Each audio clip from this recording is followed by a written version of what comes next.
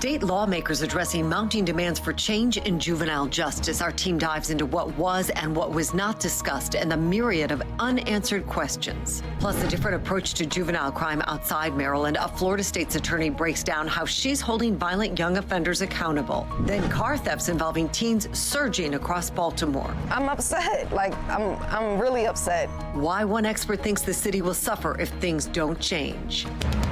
Live from WBFF in Baltimore, this is Fox 45 News at 4.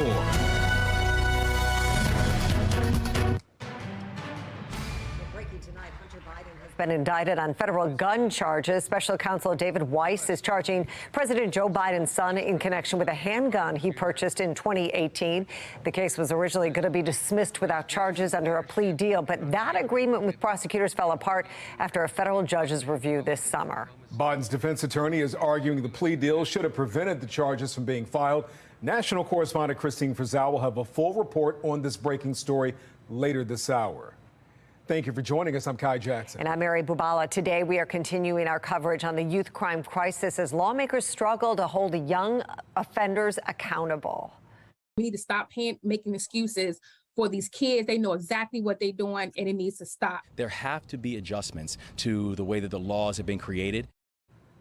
Well, from shootings to car thefts, there's been a growing number of young suspects and victims. And now prosecutors across Maryland are demanding change. Fox 45 News has heard from top prosecutors in 9 counties who are demanding the state change its juvenile justice laws.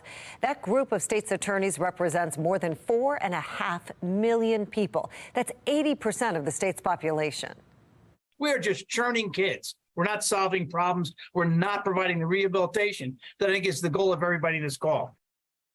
And we have continuing team coverage on the youth crime crisis in Maryland, how lawmakers are trying to address it, and how other states are approaching similar issues. We begin with Fox 45's Mackenzie Frost, who explains what was and what was not talked about during the hearing. Mackenzie. Lawmakers and stakeholders spent hours talking about their viewpoints, but really very little talk was actually had about solutions to the growing juvenile crime problem. 5 hours of questioning filled with data disputes. Nationally and in Maryland, as juvenile incarceration has declined, so has juvenile crime. The statements of the secretary about the falling numbers in terms of juvenile crime that's not what we've seen here in Montgomery County.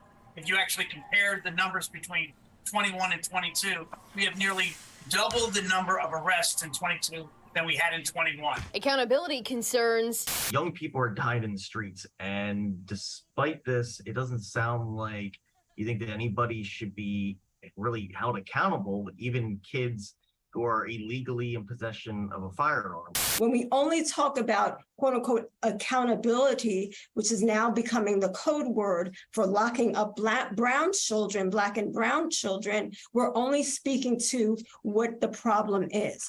And frustration over the Juvenile Interrogation Act. We have yet to run into a situation where a public defender has allowed access for an interview to the juvenile. Even children who carry guns and cause harm deserve help. The back and forth among stakeholders continue. Some lawmakers echoing what parents are saying. They're teenagers. They know what they're doing.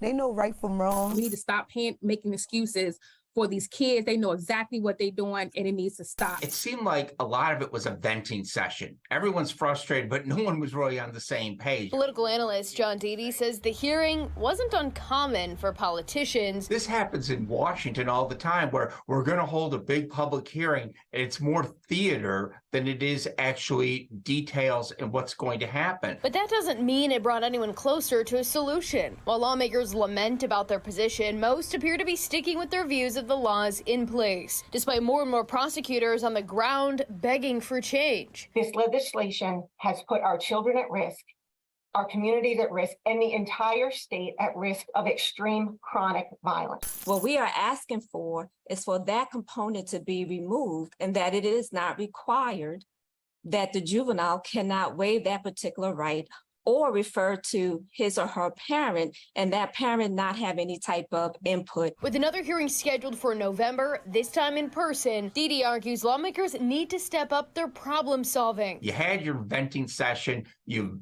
expressed how you feel. You're mad, you're angry, you don't want to take it anymore. Okay, now what are you going to do about it? And get ready for the legislative debate when session begins in January. Dede says Governor Moore needs to take the lead on this issue and set the agenda. But so far, the governor has really shied away from specifics when talking about change. In the newsroom, Mackenzie Frost, Fox 45 News. Prosecutors have complained about the Juvenile Justice Reform Act, which states children 13 and under can't be charged with certain crimes like stealing cars. Some have also criticized the Child Interrogation Protection Act. It states police can't question any children as a suspect or witness without notifying parents and getting approval from an attorney. While Maryland's top attorneys say their hands are tied when it comes to holding juveniles accountable, other states are cracking down on the crisis. As Fox 45's Rebecca Pryor reports this week, the state attorney out of Tampa, Florida, sending a strong message to teens that violent crime at any age won't be tolerated. She joins us live with the very latest on this. Rebecca. Yeah, Mary, that's right. One of Tampa's top attorneys says the only way to stop children from committing violent crimes is to crack down with consequences. That message coming on the heels of a 13-year-old shooting a 15-year-old with a stolen gun this week. State Attorney Susie Lopez quickly vowing to crack down with adult charges. Take a listen. The juvenile justice system is full of diversion programs that are quite appropriate when someone shoplifts, when someone steals something from a 7-Eleven or steals something from a store, or even causes minor damage to property. A gun is a completely different ballgame. Now, we took that statement back here to Baltimore. We played it for some residents here in the area. They tell us that they agree with those remarks, and in fact, they'd like to hear messages like that coming from our elected officials. Take a listen to this. If they don't stop it along the way and set an example out of some of these people, it's never going to end. If you don't do nothing about it, they're going to keep on killing. I also sat down for an interview today with that attorney out of Tampa, and I had her weigh in on Maryland's handling of the juvenile crime crisis. Hear more on what she had to say in our full story coming up tonight at 5. But for now, reporting live in Baltimore City, Rebecca Pryor, Fox 45 News. Rebecca, thank you. Another focus of the hearing is stolen cars. This year, there's been a spike in car thefts and carjackings. Young people have been accused of many of these crimes. Secretary Vincent Schiraldi of the Juvenile Justice System referred to them as property crime, but losing a car can have a far more severe impact on a person and family. Fox 45's Alexa Ashwell is live with more. Alexa? Yes, Kai, it happened right here at Fox 45 News. One of our employees had her car stolen from the parking lot, costing her time and money. And in some of these cases, it's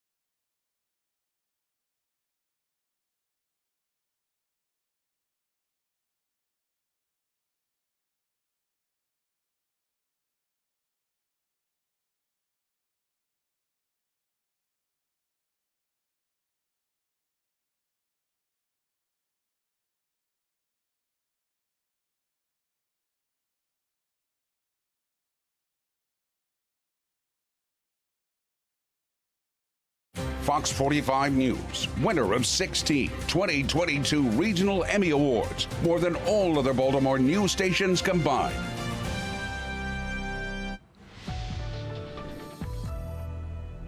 A rise in COVID cases reignites the debate over mask mandates. And as the National Desk's Angela Brown tells us, some lawmakers are already introducing legislation to prevent a national mandate.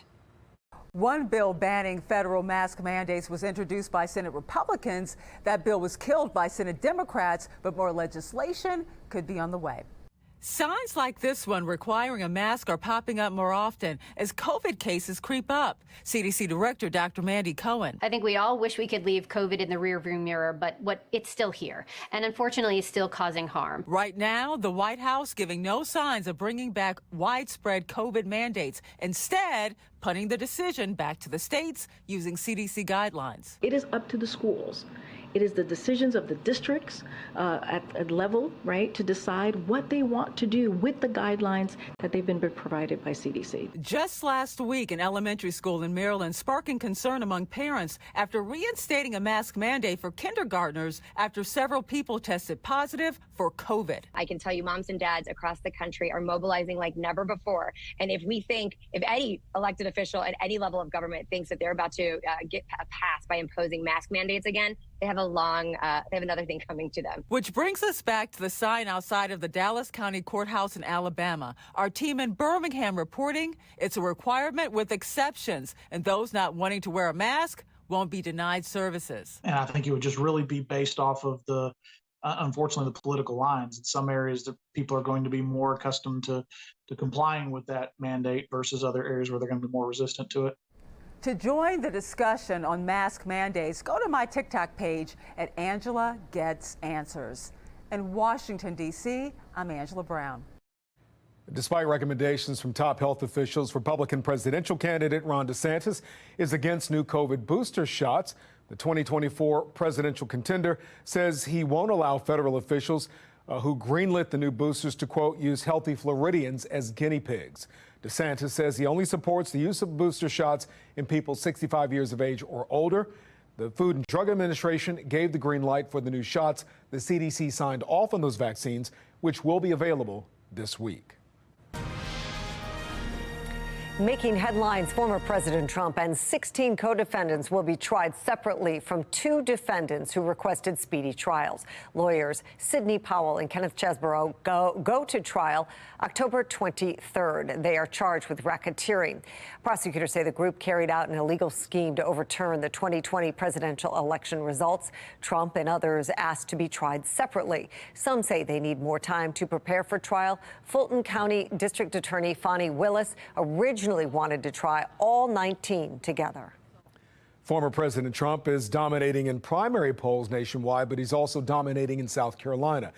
That state historically dictates who the GOP nominee will be. A Washington Post Monmouth University poll finds 46% of people, potential Republican primary voters in South Carolina, support Trump. The state's former governor, Nikki Haley, is the closest to him at 18%.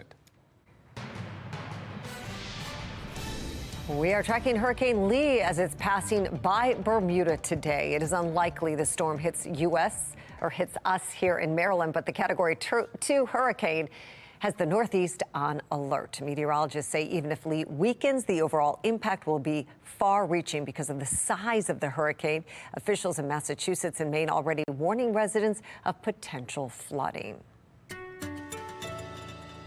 And here's a live look at Towson in the Inner Harbor. It is a beautiful evening, very pleasant, and things could cool down more. That's right. Chief Meteorologist Jonathan Myers has the very latest on this perfect fall day. Yeah, guys, and if you wouldn't believe it, this is actually part of our impacts from Lee, what you're seeing outside right now. We're on the back side of it. The winds are counterclockwise, which means northerly winds right out of Canada for us, and that's where we're going to stay. So, okay, if you really Beautiful, nice days of weather coming our way in the wake of Lee, well offshore, but that won't be the case for eastern Maine all the way up into portions of Canada as that storm becomes massive as it makes that extratropical or kind of non-tropical gradual transition. Right now, Toyota's Chino Harbor Skycam, 80 and sunshine, winds variable at 3. There's our important number today. We don't talk about it all that much, but us meteorologists love to mention the dew point. That's a measure of moisture in the air. The lower that is, the higher the comfort factor. In the summertime, as of late, it's been in that 65 to 75 range, but now it's low, 55 or below. So it is so nice, and we are enjoying some gorgeous weather. There are your tropical storm warnings, even some rare hurricane watches right off the coast of Maine as Lee continues to move very menacingly off the coast. But here in Baltimore and really for acres out to our west, there's nothing going on. So not a whole lot in the way of weather makers coming our way. There could be one later Sunday into Monday with a risk of a few showers, but nothing on the likes of what we've been dealing with the past few days with the flooding rains and the tornado warnings. No more of that. Winds coming in out of the north at about 5 to 10. As I mentioned, with Lee offshore, that counterclockwise wind flow dunking in that air coming in out of Canada. Some of those wind gusts are going to be a little frisky over the next couple of days with Lee a few hundred miles away. Right now up to 26 miles an hour here in Baltimore. The humidity, the heat, all the mess. Lee all to the east of our latest weather maker. A cold front behind that very nice weather. Fair weather high pressure straight out of Canada, giving us a few days of enjoyment. Maybe a little shower there Sunday, and then we're back at it with more gorgeous weather. Now, Lee, it's a Category 1 hurricane. It is currently actually kind of on the transition to an extratropical cyclone gradually, and eventually may become a tropical storm as it goes over the cooler waters of the Gulf of Maine, eventually moving its way over eastern portions of Canada. But again, it's going to scrape very close to Maine. Cape Cod going to have some high winds, some heavy rain. There could be some storm surge going on here all the way up into Canada and the Nova Scotia province. So keep that in mind for friends and family up that way. Around here, a little closer to home, yes, we will see some high swells all the way through the day on Saturday. But notice, even after the 10 to 20-foot waves offshore, by Sunday, that begins to calm down and come down as the storm moves away. So kind of the takeaway here, if you are headed out that way, be prepared for rip currents and dangerous seas through the first half of the weekend. Also, Margot, that is currently a Category 1 hurricane, but that's not affecting anybody but the fish. And there's a high chance of development now that is over the central Atlantic. That is moving off to the north and west, but current computer model trends have been taking this farther and farther away from any impact on the United States. But as you know, with Lee, when we watch that several days out, there can be a lot of changes. So that is something we're going to watch closely. Overnight tonight and early tomorrow morning, look at these 50s and 60s, even north and west, a couple of 40s potentially. Westminster, Frederick, maybe the heater's kicking on. And by tomorrow afternoon, another gorgeous day with highs in the mid-70s to close to 80 degrees. We keep it nice on Saturday. There's that PM spot shower on Sunday into early Monday. And then gorgeous to wrap up the 7-day forecast. Jonathan, thank you. It is Suicide Prevention Week. Nearly 50,000 people died by suicide in the U.S. last year, according to estimates from the CDC. Well, that number had steadily risen the past 2 years, and many Americans continue to face a mental health crisis. The Empty Hourglass Project aims to open up the conversation and give those struggling a platform to express how they are truly feeling. Today on Fox 45 Morning News, we got a firsthand look at how the group operates. Part of how we work with the conceptual artistry is we don't want to be too on the nose with the illustrations and the photographs. So we kind of want there to be a hidden message in there, something that someone can really stare at for a while and see different elements to the photograph and say, I can see some of this, how this ties into that, the kind of them piecing their own version of the story. Well, if you or someone you know is showing signs or expressing suicidal thoughts, use the free Suicide and Crisis Helpline calling 988. That number is available 24/7 in both English and Spanish. A law enforcement expert says it's a complete failure to connect with the community. A former Baltimore police commissioner breaks down the Brooklyn Day after action reports. An accused killer still on the loose in D.C. after escaping a hospital, how police are trying to get the public to help them find the fugitive.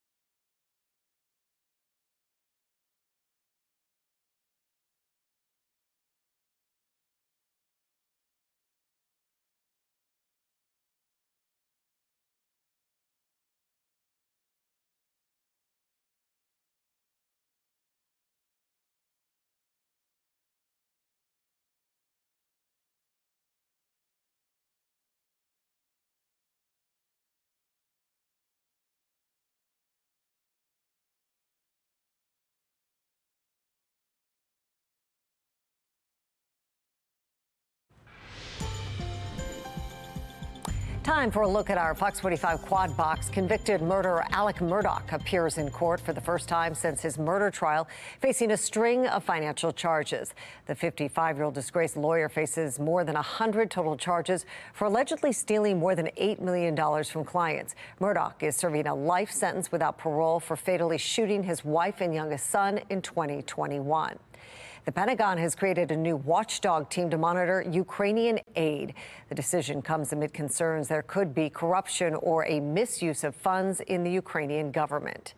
In D.C., an escaped homicide suspect remains on the loose. Christopher Haynes attacked a guard and managed to escape a second officer while fleeing George Washington University Hospital over a week ago. There is a $30,000 reward for anybody who provides information leading to his capture. NASA's UAP study team released its first report. UAP is now what we call UFOs. The report directs the agency to leverage its satellites and artificial intelligence to try to identify the flying phenomena and determine if they could be aliens. We'll be the first to know about breaking news by signing up for News on the Go. Go to foxbaltimore.com, click on Mobile Alert Sign Up under the Station tab. You can also download the Fox 45 app for your smartphone. Just search WBFF in your app store. Prosecutors, lawmakers, and police all calling for change. We're talking with one of the delegates who took part in this week's youth crime hearing about whether any progress was made. Parents stuck changing their own schedules because buses can't get their kids to class on time. The new impact of the bus failures in Howard County.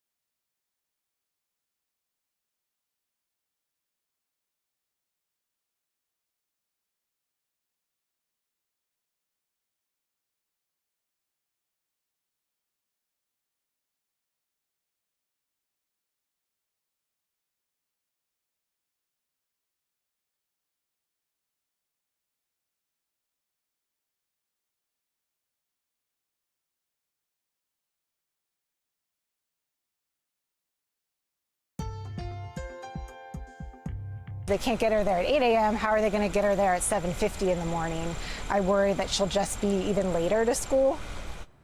Howard County Public Schools are fumbling transportation with students. The school system is still dealing with major problems, rolling out its new contract with Zoom Transportation, which is responsible for dozens of routes. And looking for a fix, the superintendent decides to adjust school start times district-wide. Fox 45's Amy Simpson live in Ellicott City as the schedule change leaves families and educators to figure out a lot of the details. Amy? Yeah, Mary Kai, starting next Wednesday, schools here in Howard County will see an adjustment of either 5 or 10 minutes, both for the morning and afternoon bells. But when it comes to childcare, pickups, drop-offs, commutes, traffic, you name it, 5 or 10 minutes can really make quite a difference. But it's not just parents having to figure out new routines and logistics less than a month now into the school year. Today, I spoke with the president of the Howard County Teachers Union, who says that many educators feel blindsided by the change. Benjamin Schmidt, who's president of the Teachers Union, says he's received hundreds of texts and emails since just yesterday when that email was sent out announcing new school start and dismissal times. It's a real pull for families and staff to care for their own families in this situation. We've been really trying to share that message that how problematic this is. Superintendent Dr. Michael Martirano said thousands of students are dealing with ongoing bus delays, and some students are getting dropped off nearly 2 hours after dismissal right now. The superintendent in that email to families yesterday called the looming schedule change a big ask of families, pointing to the trickle-down impact for parent logistics, childcare, etc., and asking for both patience and grace with the new times and traffic patterns that will start next Wednesday, September 20th. Today, Howard County Public Schools said these new schedules will be in place for the remainder of the school year. And today I did ask the district why these changes are being made in the middle of the week. It's a question we've also heard from parents and some educators in the district, or excuse me, in a memo the superintendent sent to the school board. He said that it would be unfair to delay implementing these changes any further, also pointing to implementing these changes ahead of a 3-day weekend, saying it would give them time to work out any kinks. We're live in Ellicott City. Amy Simpson, Fox 45 News. Amy, thank you. There is a town hall focused on the bus issue scheduled for 6 p.m. next Tuesday, September 19th at the Howard County Library in Columbia. Due to capacity limits, attendees must register online for a free ticket. Lawmakers, police, and prosecutors came together for a hearing on the juvenile crime crisis in Maryland. Representatives from counties across the state telling lawmakers kids need to be held accountable for their actions amid a spike in car thefts and youth violence. Well, tonight we're talking with Delegate Robin Grammer. He was one of the lawmakers in attendance. Thank you so much for joining us tonight. Thanks for having me. Delegate Grammer, in your estimation, what does accountability for juveniles accused of crimes look like? Well, accountability starts with proper boundaries where you bring a youth into the system and you say what's acceptable and what's not acceptable. The juvenile system is the opportunity to have some kind of consequences for your actions, but not to be put in the adult system. So I think it starts with dealing with the issue of repeat offenders. And that's something we see spiraling out of control right now. We know there is confusion surrounding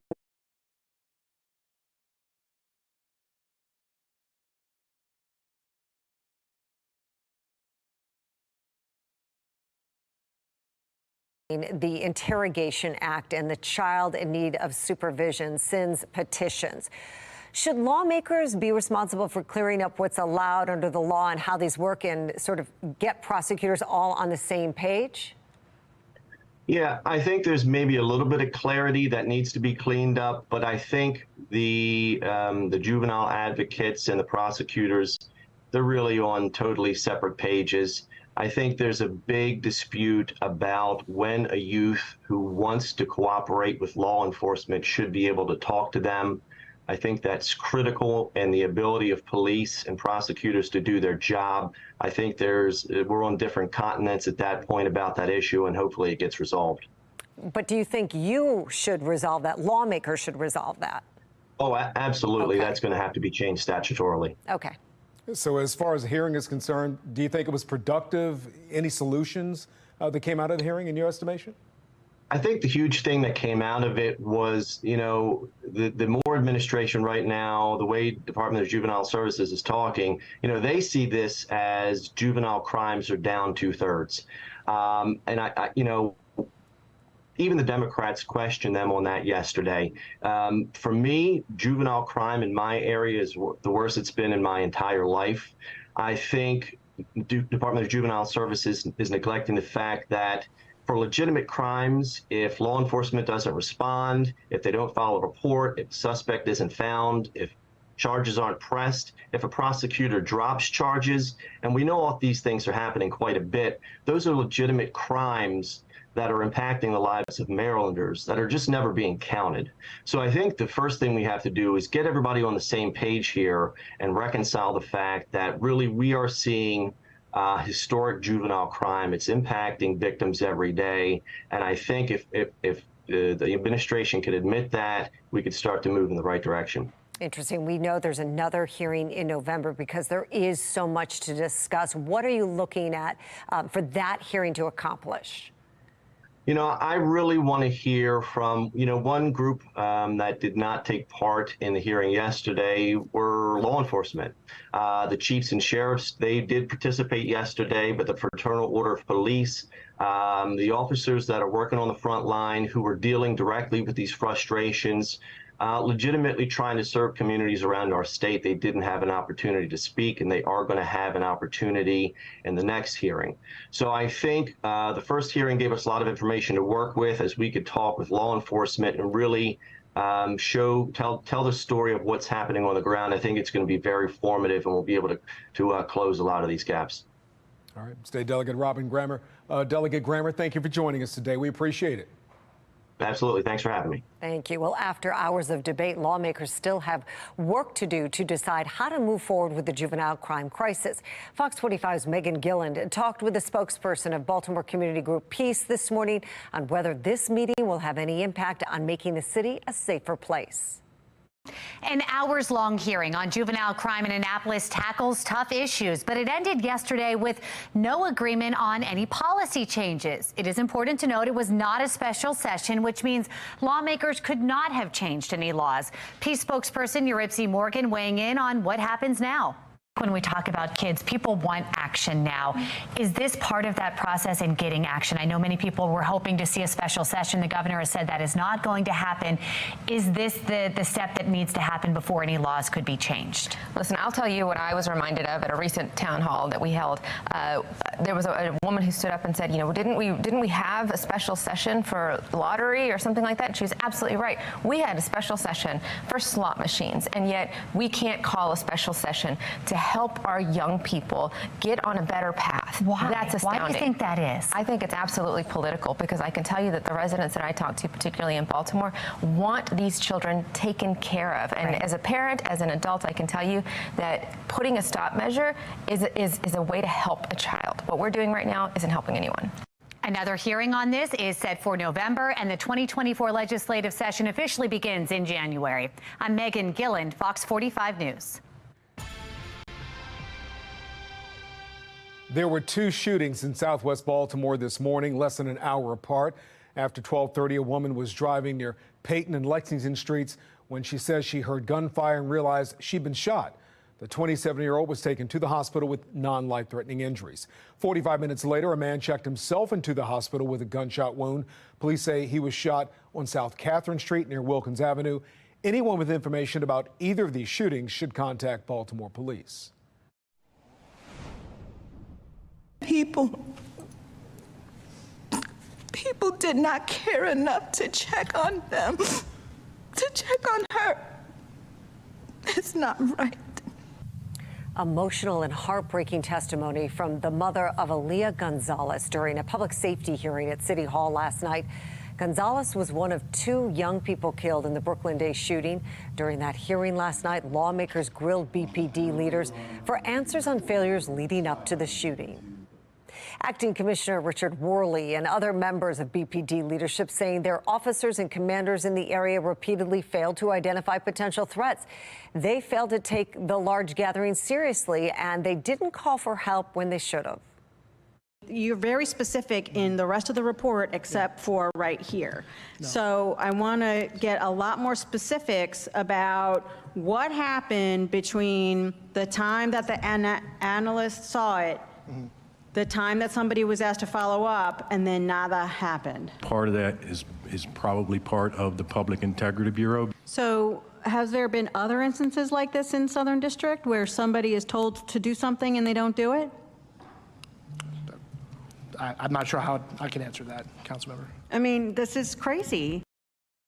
Fox 45 News spoke with former Police Commissioner Ed Norris about the after-action report. Norris says one of the things that stood out to him was a lack of awareness of the party before it happened, something he says is a sign of a disconnect between officers and the community.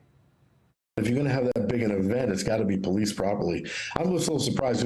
Initially, my opinion was different because when I was told they didn't know about the event, I thought it was just a pop-up party that was just orchestrated through social media.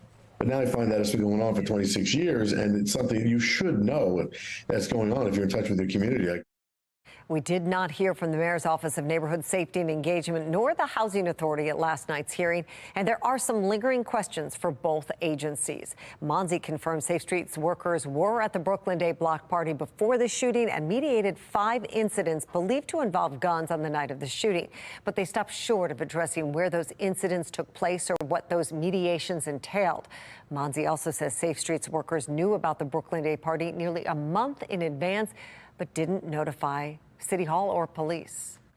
The Housing Authority of Baltimore has also faced criticism for allowing the party to happen. Now, agency leaders say they were not aware Brooklyn Day was taking place despite crowds at Brooklyn homes. The agency is working to provide overnight security and educating residents about emergency protocols. We're expected to hear from both Monzi and the Housing Authority at a later date. How much could a government shutdown cost you? The warning from a taxpayer advocate over what could happen if lawmakers don't reach a deal. President Biden's son Hunter indicted on 3 federal gun charges. I'm Christine Frizzau on Capitol Hill with how Republicans and Democrats are responding. And a grudge match between the Orioles tonight and the Tampa Bay Rays. It looks like it's going to be, well, perfect weather for baseball at least. 75 degrees with sunshine. Nice first pitch at 7:15. 72 at 5th inning and 9th innings to wrap it up with hopefully a Big O's win about 70 degrees. We're tracking the tropics closely, though. A lot going on. I'm going to let you know any impacts around here in my Weather Authority forecast.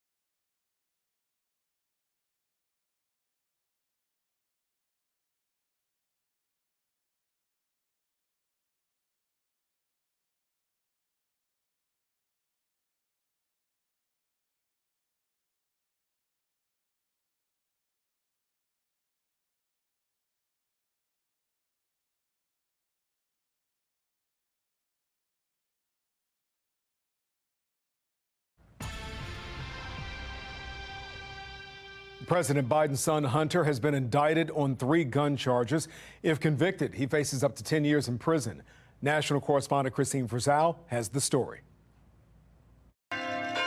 The charges stem from Hunter Biden's purchase of a firearm in October of 2018 and lying on the application about his drug use at the time. They come less than 2 months after he was set to plead guilty to 2 misdemeanor tax charges and enter into a pretrial diversion agreement to avoid prosecution on the felony gun charge. Now it's clear he won't avoid it. Oversight Committee Chairman James Comer calling the charges a very small start. Ironically, that's the one crime that he committed that you cannot tie Joe Biden into. Federal prosecutor, now special counsel David Weiss, brought the charges following Republican criticism of his new role. The indictment comes as Republicans in Congress are demanding the president's son be issued a subpoena as part of their investigation into his business dealings. A probe that this week led Speaker Kevin McCarthy to the decision to launch an impeachment inquiry into President Biden for his alleged role in those business dealings. Biden used his official office to coordinate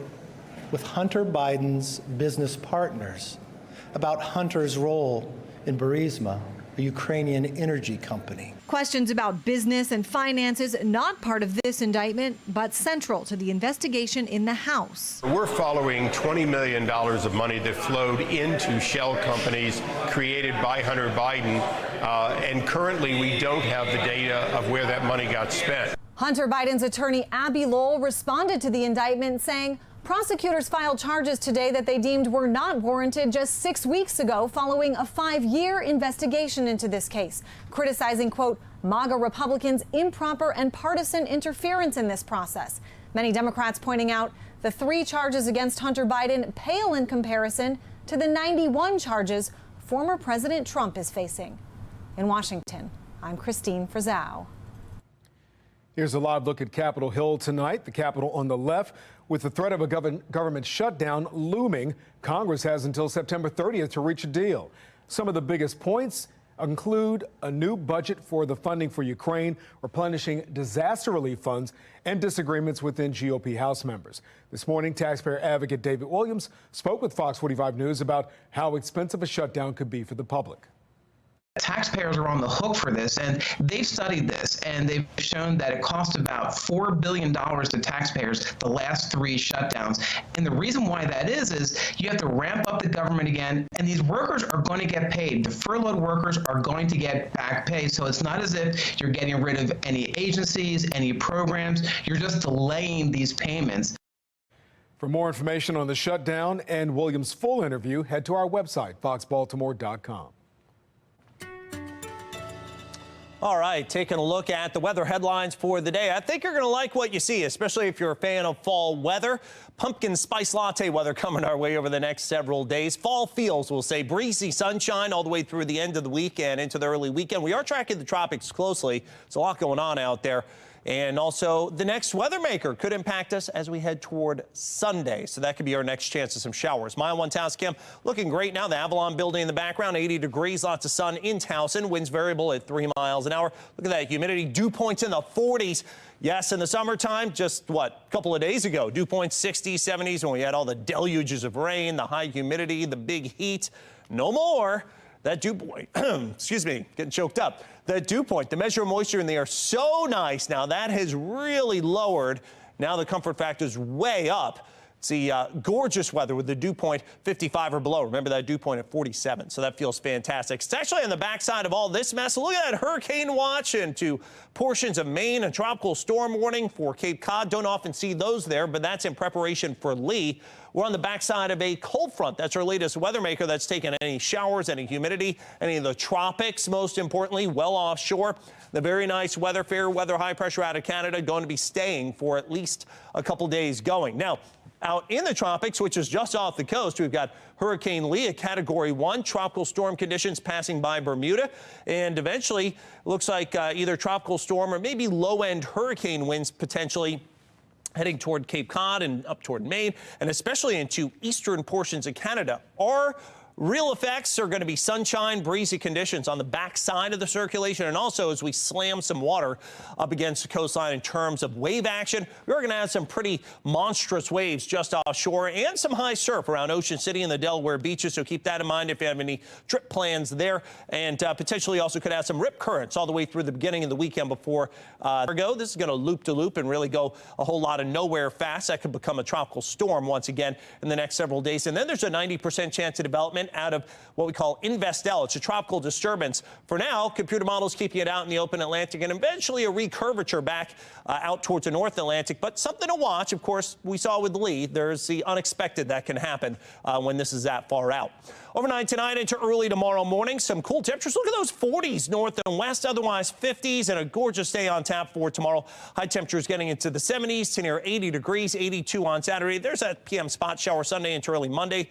And that's nice for the remainder of that 7-day forecast. Coming up on Fox 45 News at 5, we take a closer look at the current state of the economy. A new poll sheds light on Americans' trust in President Biden. We're getting a first-hand look at Beep Baseball, what makes it unique and why it means so much.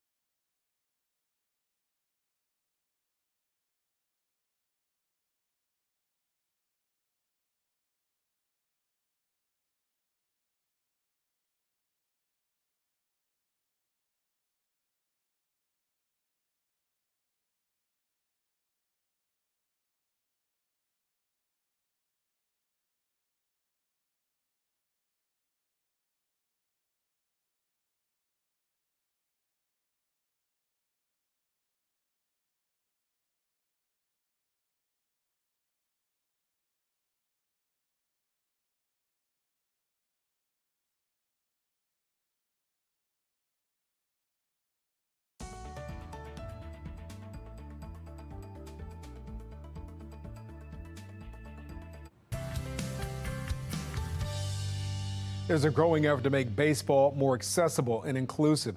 Beep Baseball is a game that allows blind kids to take part in America's pastime. Fox 45 photojournalist Megan Quinn shows us how. Wonderful life lessons here on the baseball diamond. Awesome job today, everyone. They'll carry these experiences through the rest of their lives. Off the bat, we have Tyler. Well, today we're excited to have the League of Dreams and some players from the Orioles here to work with our kids on a little clinic here on baseball. Our kids have special needs, and oftentimes they don't get to participate in sports and other activities. They're kind of sidelined, but here they get to participate just like everybody else because we can provide the accommodations so they can just feel like normal kids and participate in sports. Pitch! Yeah! I am the chairman of the League of Dreams. We're honored to work with their kids and introduce the game of beat baseball here at the Maryland School for the Blind. So much fun and people that really care about giving these kids great opportunities to enjoy the sport. It's an oversized ball, and inside there's a little buzzer, and you have to pull a pin out and it starts beeping. And when you're blind, you have to follow the sound. Ready, pitch! See the look on their face. I mean, really, that's what it comes down to see that they are enjoying their experience. The parents, oh my gosh, tears start flowing. Just genuine joy to see their kids enjoy experiences with their peers. It's unbelievable. I think it's important for all kids, our special needs kids included, to be able to enjoy sports. It teaches you incredible character skills, working hard, teamwork, understanding how to communicate with your team. And I encourage it at a young age, and try to do it as long as you can. 1, 2, 3, please! Good job, everyone. Hey, great job. All right, let's take a look at that weekend forecast. There's Lee offshore. Thankfully, it's close, but not here. Got some clouds up toward New York State, and the rain and the wind and the surge and potentially some flooding up toward New England. But around here, again, there could be a stray shower as we head into Sunday late, but that's about it. Otherwise, a gorgeous weekend, highs in the 70s to near 80. And if you're going to be out on the water on Saturday like me, I think we'll have some light waves and light winds, temperatures in the 70s. Coming up on Fox 45 News at 5 o'clock, a deep dive into the juvenile justice laws in Maryland, the topics that were and weren't discussed at a meeting. New developments surrounding former President Trump's trial, the two defendants who are going to be tried separately.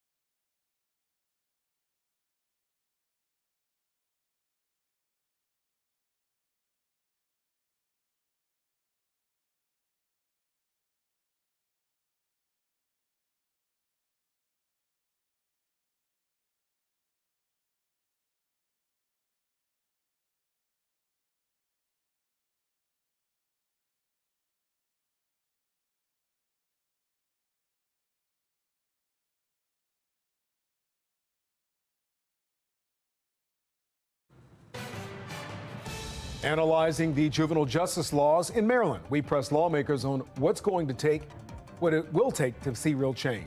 Carjackings and car thefts out of control across the state. We speak to victims about the real-life impact the crime is having. Plus, Hunter Biden indicted on federal firearms charges, the latest in how the White House is responding.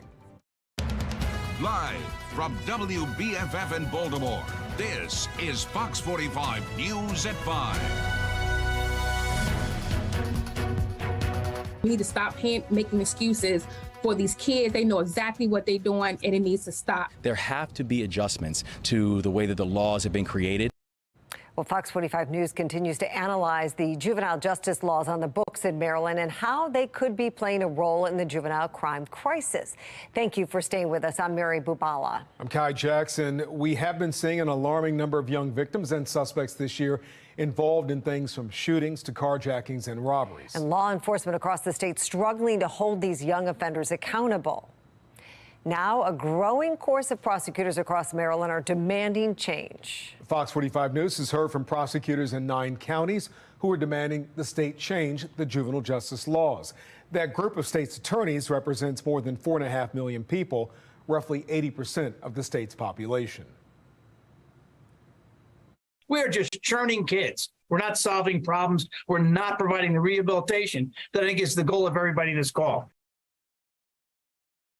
We have continuing coverage of all the angles of the juvenile crime crisis. We are going to start with Fox 45's Mackenzie Frost. She was at the juvenile hearing last night in Annapolis, has more on what was and wasn't talked about.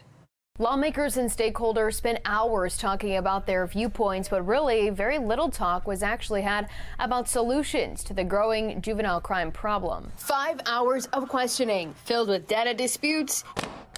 Nationally and in Maryland, as juvenile incarceration has declined, so has juvenile crime. The statements of the secretary about the falling numbers in terms of juvenile crime that's not what we've seen here in Montgomery County. If you actually compare the numbers between 21 and 22, we have nearly doubled the number of arrests in 22 than we had in 21. Accountability concerns. Young people are dying in the streets, and despite this, it doesn't sound like you think that anybody should be really held accountable, even kids who are illegally in possession of a firearm. When we only talk about quote unquote accountability, which is now becoming the code word for locking up black and brown children, we're only speaking to what the problem is. And frustration over the Juvenile Interrogation Act. We have yet to run into a situation where a public defender has allowed access for an interview to the juvenile. Even children who carry guns and cause harm deserve help. The back and forth among stakeholders continue. Some lawmakers echoing what parents are saying. They're teenagers. They know what they're doing. They know right from wrong. We need to stop making excuses for these kids. They know exactly what they're doing, and it needs to stop. It seemed like a lot of it was a venting session. Everyone's frustrated, but no one was really on the same page. Political analyst John Deedy says the hearing wasn't uncommon for politicians. This happens in Washington all the time, where we're going to hold a big public hearing, and it's more theater than it is actually details and what's going to happen. But that doesn't mean it brought anyone closer to a solution. While lawmakers lament about their position, most appear to be sticking with their views of the laws in place, despite more and more prosecutors on the ground begging for change. This legislation has put our children at risk, our communities at risk, and the entire state at risk of extreme chronic violence. What we are asking for is for that component to be removed, and that it is not required that the juvenile cannot waive that particular right or refer to his or her parent, and that parent not have any type of input. With another hearing scheduled for November, this time in person, Deedy argues lawmakers need to step up their problem solving. You had your venting session, you expressed how you feel, you're mad, you're angry, you don't want to take it anymore. Okay, now what are you going to do about it? And get ready for the legislative debate when session begins in January. Deedy says Governor Moore needs to take the lead on this issue and set the agenda. But so far, the governor has really shied away from specifics when talking about change. In the newsroom, Mackenzie Frost, Fox 45 News. Well, prosecutors have complained about the Juvenile Justice Reform Act, which states children 13 and under can't be charged with certain crimes like stealing cars. Some have also criticized the Child Interrogation Protection Act. It states police can't question any children as a suspect or witness without notifying parents and getting approval from an attorney. During last night's hearing, there was a focus on stolen cars. This year, there's been a spike in youth auto thefts and carjackings. Secretary Vincent Schiraldi referred to them as property crime, but losing a car can have a severe impact on families. Fox 45's Alexa Ashwell is live right now with more on that part of the story. Alexa? Okay, as you know, it happened to a FOX45 News employee. Her car was stolen from the station parking lot earlier this week. We want to show you some images. The employee tells us her car has in fact been recovered, but it was crashed and totaled in East Baltimore. So far, no arrests have been made. Now, during yesterday's hearing, Schiraldi calling auto thefts a nonviolent crime when questioned on why youth 13 and under who are committing these crimes are seemingly cycling through the system. Local economist Eniban Basu warns it's only a matter of time before the city ultimately suffers because the financial risk is just too great. It might cost thousands of dollars if there's damage to the car. You know, they might file an insurance claim, but then their insurance premiums go up. And so there's going to be a cost there one way or another. But also it creates a sense of insecurity. Will it happen again? Do I have to keep looking out my rear window to see if somebody is taking my car? Those kinds of things. That's not the way people want to live. And our employee tells us this entire incident has already cost her hundreds of dollars and will continue to cost her more money. Again, no arrests have been made. Reporting live in North Baltimore, Alexa Ashwell, Fox 45 News. Alexa, thank you. While Maryland's top attorneys say their hands are tied when it comes to holding juveniles accountable, other states are actually cracking down on the crisis. Fox 45's Rebecca Pryor says this week a state's attorney out of Tampa, Florida, sending a strong message to teens that violent crime at any age won't be tolerated. Rebecca? That's right, Mary. One of Tampa's top attorneys says the only way to stop children from committing violent crimes is with clear consequences. It's a message that's now being echoed by many in Maryland. With more young people getting their hands on guns across the country, Susie Lopez. We are holding offenders accountable. A state attorney out of Tampa, Florida, taking a tough on crime approach to the crisis. There's been, I believe, a fairly common misconception that you get a free pass if you're a juvenile. You get a free pass based on your age. That's not going to keep our community safe. This week, in response to a 13-year-old shooting a 15-year-old with a stolen gun, Lopez quickly vowing to charge the minor as an adult. The juvenile justice system is full of diversion programs that are quite appropriate when someone shoplifts, when someone steals something from a 7-Eleven. A gun is a completely different ballgame.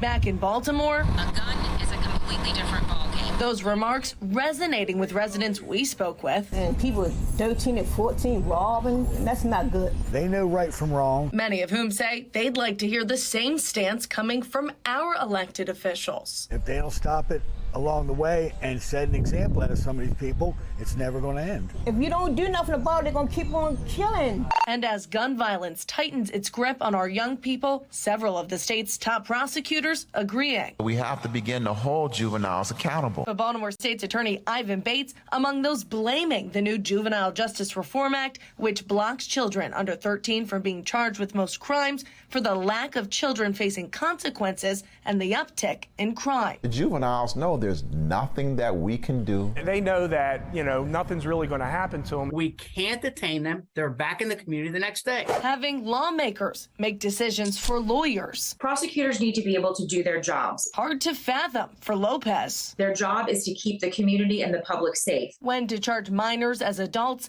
not a decision she takes lightly. But when lives are at stake, Lopez believes action needs to be taken. And when it's not, I fear to think what's going to happen.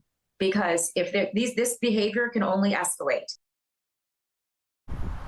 And as we know, we are already seeing an escalation in juvenile gun violence. That is according to new data from the Department of Juvenile Services that was recently released. Reporting live in Baltimore City, Rebecca Pryor, Fox 45 News.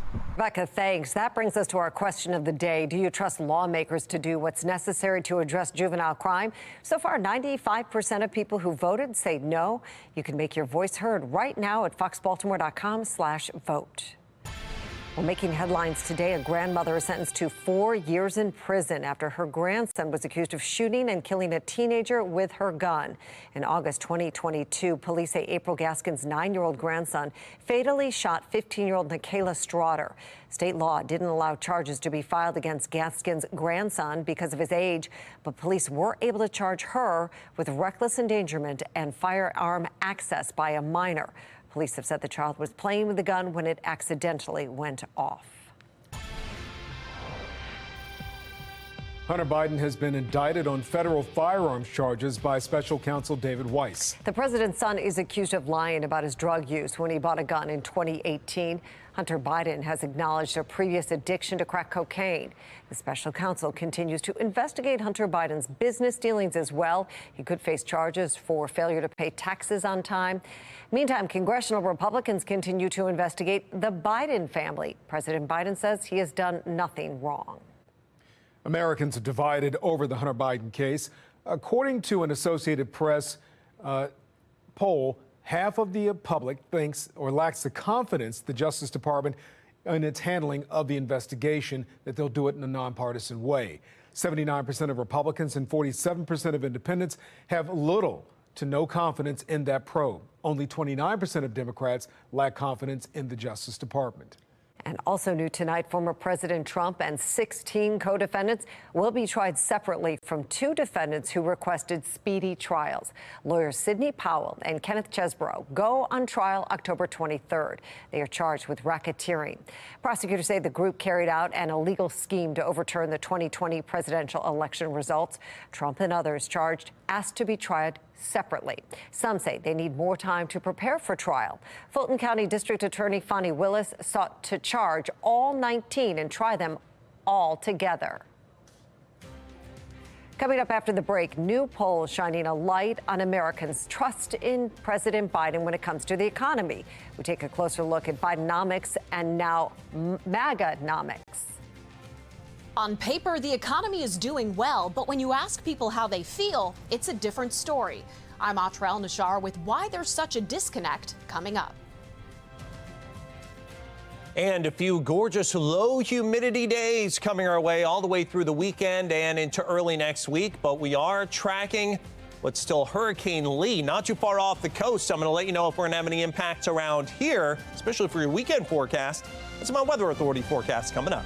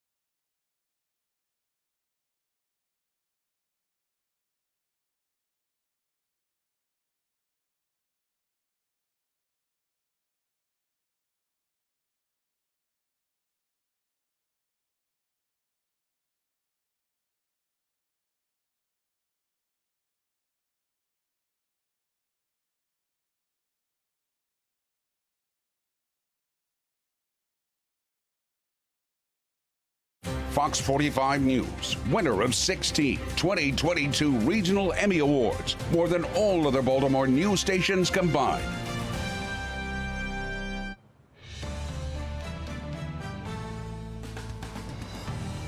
Well, taking a live look at South Carolina tonight, where former President Trump is dominating the polls. The state historically dictates who the GOP nominee will be. A Washington Post Monmouth University poll finds 46% of potential Republican primary voters in South Carolina support Trump. The state's former governor, Nikki Haley, is the closest to him at a distant 18%.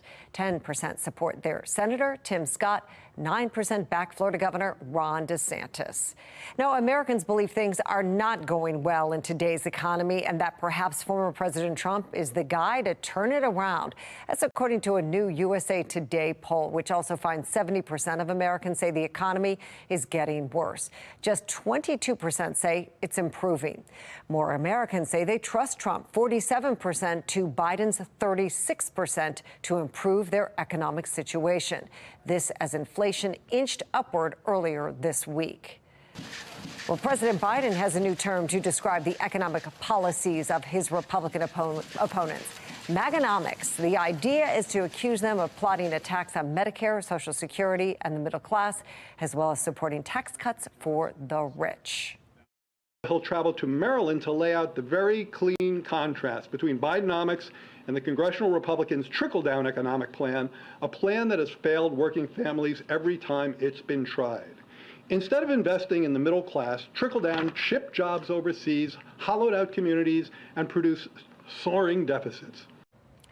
Well, Bidenomics focuses on breaking up concentration in the U.S. economy along infrastructure investments and tax increases on the wealthy. And while the job market is holding strong and inflation is much lower than it was a year ago, polls show the American people aren't feeling it. National correspondent Audrey Elnashar takes a look at why that is. President Biden advancing his Bidenomics agenda he says will grow the economy from the bottom up and middle out. The address follows a batch of fresh government data this week that shows rising gas prices boosted consumer inflation in August, while wholesale prices also rose.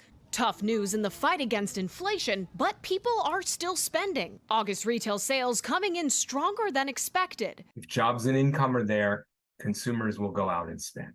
Deloitte economic forecaster Danny Bachman says that's a key factor in his firm's holiday shopping forecast that projects retail sales to be between 3.5% and 4.6% higher than last year. But economists like Bachman are puzzled because even though spending is strong and unemployment is low at 3.8%, consumer angst is high. 2/3 of adults rate the economy as bad, according to a new CBS poll.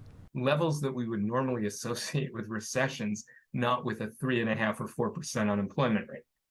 So we know that there's something odd in the way the data is coming out. One explanation could be a drop in median household income. New census data shows 2022 marked a third straight year of decline, down 2.3% or about $1,700 when adjusted for inflation. Looking ahead to the holidays, a bank rate survey shows people are stressed. We see a third of holiday shoppers worried about inflation. But Bankrate's Ted Rossman says this year they saw a smaller share of people who say inflation is changing their spending habits. I would caution, though, that there's a cumulative effect to all this, a cumulative effect to higher prices, higher interest rates. After a roller coaster 3 years with ups and downs for Americans and their pocketbooks, it may take a while for them to believe volatile times are over. In Washington, I'm Audrey Elnashar reporting. All right, a good-looking afternoon, and we've got the fall feels for at least a few days. Breezy sunshine is going to be staying with us as we track the tropics very closely. Of course, Lee is out there still off the coast, and that could have some at least indirect impacts around here. And the next weather maker for us arrives on Sunday. So taking a beautiful look as you're headed off towards the eastern shore right now on the Traffic Cam Network on the Bay Bridge. Gorgeous, 80 degrees and sun. Nice little wind out of the north at about 11 miles an hour, so you're going to need your sunglasses with that dry air. Also, 2 hands on the steering wheel with a little gusty breeze. And look at those dew points. That's a number that meteorologists love to talk about and few people really understand. But really what it is, and it's important today, is our measure of moisture in the air. The lower that dew point is, the better it feels. We've had dew points in the 60s and 70s pretty much all summer long. Now in the 50s and 40s, that is oh so nice weather. Take a look on the HD radar. Yep, this is the impacts of Lee that are going to be felt down toward Martha's Vineyard, Nantucket, as well as Cape Cod. Tropical storm warnings out, even a rather rare hurricane watch off the coast of portions of Maine. That is going to stay there. What is going to stay here is sunshine, a little bit of a breeze coming in out of the north at about 10, gusting up to about 20. That, again, actually is an indirect impact off of Hurricane Lee that is offshore, that is east of our latest weather maker, which is a cold front that's really just kind of ushered out all the humidity and all that nasty heat we were dealing with. The very nice weather is now here. But notice on the eastern side of that front, yep, there it is, Lee, all the clouds. Winds at 85 miles an hour. It's starting to get sheared up a little bit, and it's also moving into some areas of colder water off of the coast of the mid-Atlantic and all the way up to Maine. So it will be gradually weakening, but also increasing in size. So some wide effects all the way from Maine all the way into portions of Canada. Storm surge, we're talking rain, we're talking wind, maybe even some damage out of all that, and some huge waves up that way. Around here, though, all the way through Saturday, first half of the weekend especially, there could be some rip currents and some big waves, but those will gradually kind of slacken off. And as we head into Sunday, looking much better.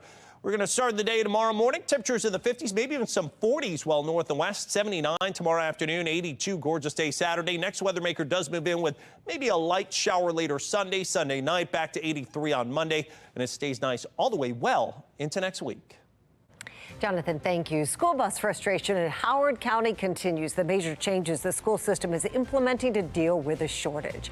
Plus, new efforts to avoid a government shutdown, why critics argue doing so would be catastrophic. I'm Kayla Gaskins in Washington. Coming up, why a CIA whistleblower says the agency bribed some of its top officials.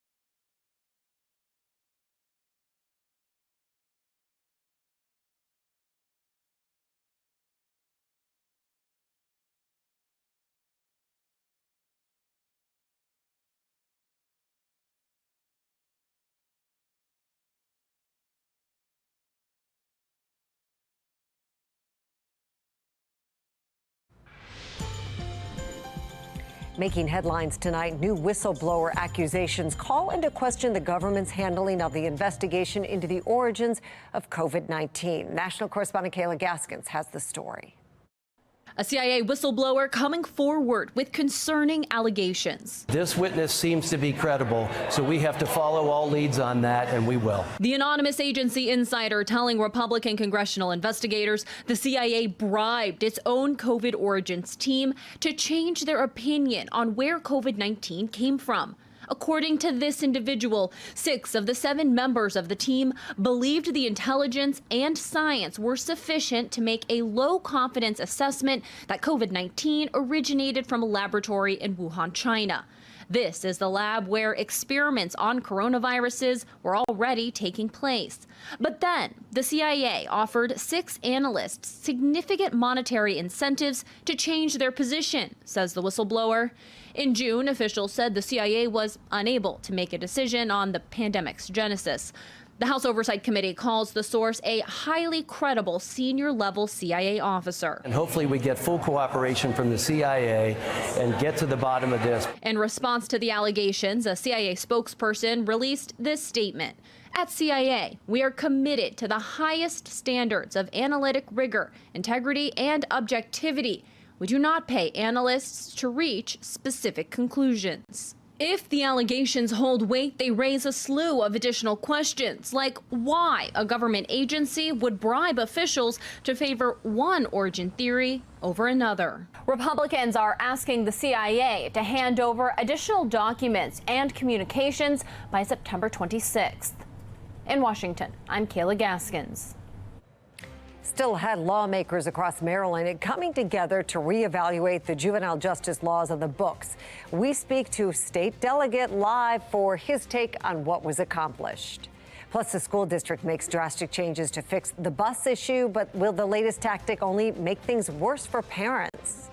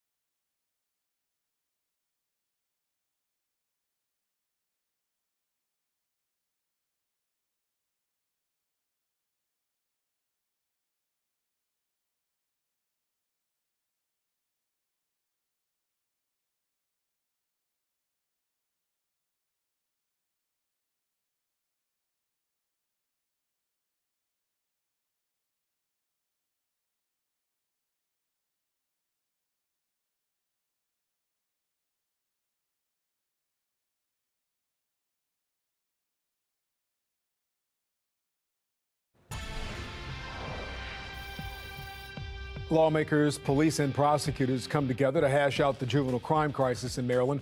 Representatives from counties across the state tell lawmakers that kids need to be held accountable for their actions amid a spike in car thefts and youth violence.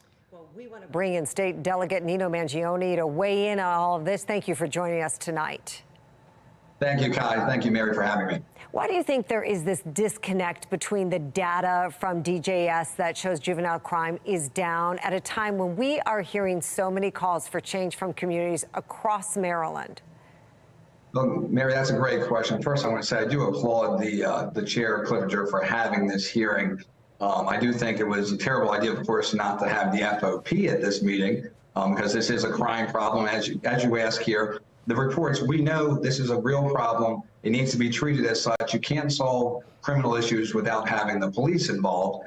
So I think I'm glad they're invited to the next hearing, of course. The disconnect, yes, the Secretary of Juvenile Justice tries to act as if crime is down. Well, I'm here to say he's wrong and that the governor needs to act immediately. It was great to have this hearing yesterday. I believe that we need a broad discussion here. But with all due respect, this is not meant to insult. That was nothing but talk. We need action. Now is the time for action. Governor Moore needs to call a special session, and we need to hash all of this out and come back to the table, and let's get this done. For our priority needs to be public safety. Enough is enough. Delegate Mangione, let's say a special session doesn't happen, and the governor has said he doesn't plan on calling one. If the session starts in January, as it normally does, what would you like to see happen? Well, first, I'm going to say it's not just me calling for the special session, by the way, Kai. It's actually a number of groups, like the NAACP's leader in Baltimore County called for a special session, and the Democrat, Republican states attorneys from all over the entire state, whether in Wacomico County or Baltimore City, are calling these laws flawed. So do I think something needs to happen right away? Absolutely. If he's not going to have the special session, this needs to be the priority. First thing that we try to tackle, not wait till the end of the 90 days next session, tackle it from the get-go, from the very beginning, starting in January. And we know young people using guns to commit crimes, a significant problem. We report on it almost every night. What does DJS need to do to ensure that young people face consequences? Well, that's a great question. And I read from your article, actually, from Fox Baltimore. These numbers are staggering. There was actually something around 229 juveniles shot, 82 more juveniles have fallen victim to a homicide. So we know the problem is clear. I think we need to set a clear understanding that there is going to be repercussions for anybody that commits a violent crime, regardless of age. It doesn't matter to me. I agree with Delegate Tolles, who said, especially, she said 12 or 13 years old. I caught some of this yesterday. 12 or 13, you recognize maybe not the severity of their consequences, but you know what we're doing. And basically, she said, we're making excuses. And we no longer can make excuses. The fact of the matter is there has to be swift and sure punishment, Mary, for these violent behaviors. And for those using a gun, regardless of age, we can't have a society like this. They need to be punished, period. Delegate Mangione, how do you think we can balance public safety with also keeping kids safe and then doing something else, which is trying to help kids not get in this position in the first place in the future? Yeah, great question, Kai. Let me be very clear. I support the requirement for young people to get services. I think it's vitally important to help deliver these young people from a criminal lifestyle, and hopefully the services will help. And we need to obviously fund those. But it starts with getting violent criminals, regardless, again, of their age, off the streets and imposing those punishments. And I think we must defer to law enforcement, again, to help design these effective strategies that can prevent violent juvenile crimes and work with these prosecutors from all across the state to see what they suggest, because they were on the hearing yesterday saying, again, that these are flawed, that we need to make changes. We need to impose tough penalties on those who commit the violent acts. And for less severe crimes, we still need repercussions, but we don't necessarily have to have the same severity there. But we need to start early and make certain that juveniles know there will be accountability, especially if you commit violent crimes against our citizens. No more pandering. All right, we'll see if it happens now or in January. Nino Mangione, State Delegate, thank you so much for joining us and weighing in tonight. We appreciate it. Thank you. Among those testifying during that hours-long hearing yesterday were Montgomery County State's Attorney and the Deputy Chief for Prince George's County Police. And like others we have heard from, they said the current juvenile justice laws are actually making it harder for them to do their jobs. Brad Bell from our Sinclair sister station in Washington, D.C. explains the committee is pushing back. As statistics show violent crimes committed by juveniles spiking, the chairman of the Maryland House Judiciary Committee decided it was time to bring together all sides of the criminal justice system. We have to do right by our kids. And so his committee held a more than 5-hour virtual hearing yesterday. Among those testifying, Prince George's County Police Deputy Chief Zach O'Lear, who told the committee they also have to do right by the victims of juvenile crime. As of early September 2023, there were 368 reported carjackings in Prince George's County, with 99 juveniles arrested. Juveniles account for 57% of all carjacking associated arrests for 2023. Among O'Lear's concerns, a new law which prevents police from questioning juveniles, even just witnesses about crimes. But committee members fired back, defending the very laws police are blaming for making the community less safe. I was the House sponsor of the Child Interrogation Protection Act. So I am very proud of that piece of legislation. Today, Montgomery County State's Attorney John McCarthy, who also testified, says the legislators have simply gone too far in their push to protect children who do crimes. I recognize the motivations and reasons why these changes were made. I am in sympathy with them, but I think there will be certain things that were done that I don't think that necessarily people understood the consequence of what they were doing. There was consensus among all parties at the hearing on one point, that once kids do get in trouble, the state's Department of Juvenile Services is failing in its mission to rehabilitate and supervise, and that has to change. We lack adequate programs in the juvenile justice system to deal with some of the constellation of problems that kids have. In Rockville, Brad Bell, Fox 45 News. All of these things are affected in a trickle-down way from one simple decision that may not seem like it's major, but it affects everyone in some way. Howard County Public Schools is fumbling student transportation, according to a lot of parents. The school system is dealing with major problems, rolling out its new contract with Zoom Transportation. They're responsible for dozens of bus routes. And looking for a fix, the superintendent decides to adjust school start times system-wide. But news of a schedule change leaves families and educators trying to figure it all out. Fox 45's Amy Simpson live for us tonight in Ellicott City with the very latest. Amy. Mary Kai, starting next Wednesday, schools here in Howard County will see either a 5 or 10-minute adjustment to those both morning and afternoon bells. But when it comes to child care or drop-offs, pickups, commutes and traffic, you know, those 5 or 10 minutes really matter. Benjamin Schmidt says he learned changes were coming with little warning. I found out literally 13 minutes prior to the email going out. Now the president of the Howard County Teachers Union, which represents about 6,000 educators, says he's gotten hundreds of texts and emails. Those teachers and staff giving him an earful, feeling blindsided after learning school times would be changing less than a month into the year. We're all supposed to be on the same team for students and staff, but right now it doesn't feel like it. This email went out to Howard County families yesterday, announcing the changes starting next Wednesday, September 20th. Superintendent Dr. Michael Martirano said thousands of students are dealing with ongoing bus delays, and some students are getting dropped off nearly 2 hours after their dismissal. The superintendent called the looming schedule change a big ask of families, pointing to the trickle-down effect for parent logistics, childcare, etc., and asking for patience and grace with the new times and traffic patterns next week. It's a real pull for families and staff to care for their own families in this situation. Schmidt says the transportation troubles already forced some educators to work outside of their contractual hours, having to take leave to tend to their own families. Now a shifting schedule not only impacts timing of the entire school day, but sends routines back to the drawing board. We've been really trying to share that message that how problematic this is. Parents also thrust into logistical gymnastics for the last few weeks. It's definitely been chaotic and stressful. This mom juggling 3 kids in 3 different schools. She was marked absent one day because she was so late. They can't get her there at 8 a.m. How are they going to get her there at 7:50 in the morning? I worry that she'll just be even later to school. Some skeptical if this is the right fix for the problem. I'm concerned because I think the issue is bigger than just time.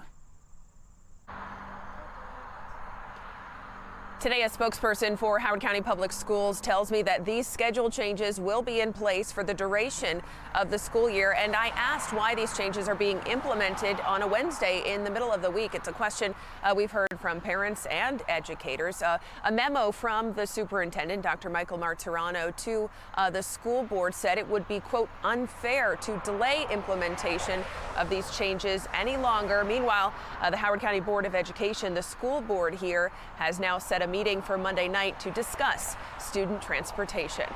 We're live in Ellicott City. Amy Simpson, Fox 45 News. Well, there is a town hall focused on the busing issue scheduled for 6 p.m. next Tuesday, September 19th at the Howard County Library in Columbia. Due to capacity limits, attendees must register online for a free ticket. Right now, it's unknown if anybody from Howard County Public Schools will attend that town hall. And here's a live look at Capitol Hill tonight with the threat of a government shutdown that's looming. Congress has until September 30th to reach a deal. Some of the biggest sticking points holding up the new effort are funding for Ukraine, replenishing disaster relief funds, and disagreements within the GOP House members. This morning, Fox 45 News spoke with taxpayer advocate David Williams about why lawmakers have been struggling and how a shutdown could affect the public. Now, Congress has 3 main jobs: passing laws, holding the executive branch accountable, and funding government functions through budgets. But Taxpayer Protection Alliance's David Williams says it seems every few months we're talking about Congress is failing with their budgets. And now some House Republicans are even threatening a shutdown to try and save taxpayers money. It doesn't work out that way. It's actually just the opposite, is that taxpayers are on the hook for this, and they've studied this, and they've shown that it cost about $4 billion to taxpayers the last 3 shutdowns. And the reason why that is you have to ramp up the government again, and these workers are going to get paid. The furloughed workers are going to get back pay, so it's not as if you're getting rid of any agencies, any programs. You're just delaying these payments, and then again, they have to make up for it, and that's where it costs money. And Tom, it's really bad for the economy. The last 3 shutdowns have cost the economy in GDP growth and in employment. So this doesn't make sense fiscally. And this is virtue signaling by the Republicans right now. If they really want to do something, they need to pass spending bills that have real spending cuts and address some of the waste. Well, David, it seems like they're just pointing fingers back and forth each time. One party points to the other one. It doesn't seem like anything's going to move forward here. Is there a path that you see? There is, and what they need to do immediately is pass a continuing resolution, a CR, because that way you take the shutdown off the table. You don't have to worry about the credit rating, which we had a shot in the arm with that, or that happened earlier this year, and then pass that through the end of the year. Now, Congress has until September 30th to pass something to avoid a shutdown. Tom Rogers, Fox 45 News. Coming up after the break, enjoying the great outdoors, new efforts to expand access to outdoor recreation in Baltimore. And if you have plans on going out on the back patio,